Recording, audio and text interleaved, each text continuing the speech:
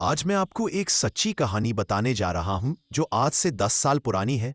जब जंगलपुर गांव में एक लड़का अपने माँ और छोटी बहन के साथ रहता था, जब उसके पिता का अचानक रेबीज के कारण मौत हो गई।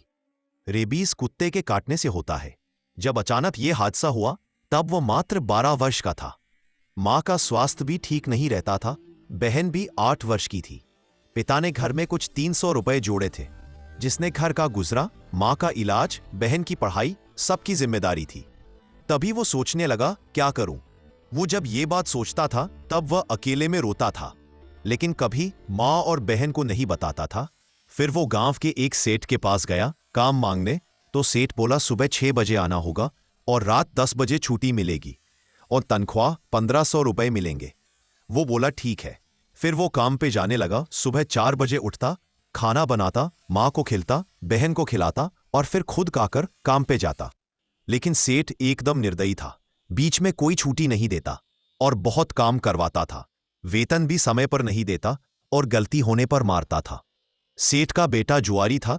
वो सेठ का पैसा चुराकर आदर्श उस बालक का नाम चोरी का आरोप लगा कर उसे चोर साबित कर दिए और उसे बिना वेतन के काम से निकाल दिए और खूब मारे उसे।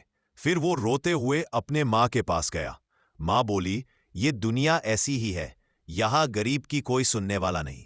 फिर आदर्श बोला, माँ अब क्या करूं, घर चलाने के लिए मुझे कुछ नहीं आता।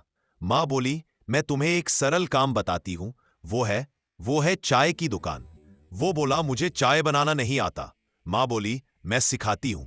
तो माँ ने कुछ सीक्रेट चाय बनाने की रेसिपी बताई और वो चाय की दुकान खेलने के लिए कुछ ग्लास, एक केटल, एक गैस चूल्हा, एक ट्रे खरीदा और घर की टेबल लेकर चौराहे पर दुकान लगा दी। पर कोई ग्राहक नहीं आया पहले दिन और चाय बेकार हो गई। फिर माँ के पास गया, बोला, माँ आज कोई बिक्री नहीं हुई और चाय भी बेकार हो गया। फिर माँ बोली, अच्छा आज कितने बजे दुकान खोले? 7 बजे। ठीक है, कल 4 बजे दुकान खोलना। फिर वो 4 बजे गया तो उसी समय गांव से एक बस शहर जाती है, उसमें करीब 50 यात्री थे। वो बस वहीं रुकी और सभी ने उससे चाय पी और उसकी चाय पूरी खत्म हो गई आधे घंटे में। फिर माँ के पास गया और पूरी बात बताया। फिर माँ ने कहा, ठीक, बहुत अच्छा, यानी उस टाइम बस उधर से गुजरती है।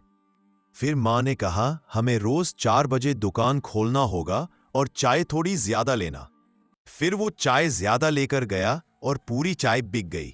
फिर वो अगले दिन के लिए माँ से बोला, माँ चाय तो पूरी बिक जाती है, क्या मैं उसके साथ गुटखा, पानी और कुछ बिस्किट भी रख दूं? माँ बोली, बहुत अच्छा। फिर माँ में और तेरी छोटी बहन भी साथ चलेंगे। माँ की तबीयत थोड़ी ठीक हो गई थी। फिर तीनों सभी सामान के साथ अगले दिन दुकान लगाए और बस रुकी और चाय के साथ साथ पानी, गुटखा, सिगरेट, बिस्किट भी बिकने लगा। और अब 3 लोग थे और 6 हाथ काम करने को। तो अब उनकी इनकम पहले दिन घाटे में था, दूसरे दिन थोड़ा मुनाफा, फिर आज का दिन और मुनाफा। इस तरह उनका मुनाफा बढ़ते गया और वो सोचने लगा, आज मैं एक दिन में, केवल 3 दिन में 1500 रुपए कमाया और कोई कुछ बोलने वाला नहीं है।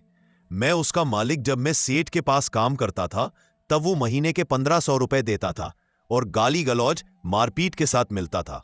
इससे हमें सीख मिलती है कि हमें नौकर नहीं, मालिक बनकर काम करना चाहिए।